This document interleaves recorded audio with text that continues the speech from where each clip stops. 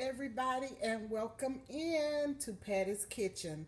Today I am going to be frying some chicken strips. I have the dark meat chicken strips and I have the white meat chicken strips. These are the white meat chicken strips. And the seasonings I'm using are the Creole seasoning, garlic and parsley, all-purpose Greek seasoning, white pepper, sea salt, paprika, and I have rubbed in yellow mustard. And all of those dry seasonings I put in my flour to fry my chicken. And I will start with the dark chicken, and they're going to be mustard fried chicken strips. So I'm going to put them in the flour. I'm taking them out and putting them in the flour right here like this.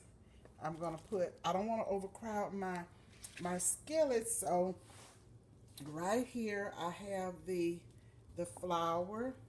I'm going to coat them really well with the flour. I have my vegetable oil here. I'm going to deep fry them and coating them really well. And I'm cooking these for my son and my brother, my mom's neighbor, anyone who wants any, my daughters if they want some. But I'm going to go on and put these in here, and then I'm going to show you what they look like once they're all done. So I will come right back.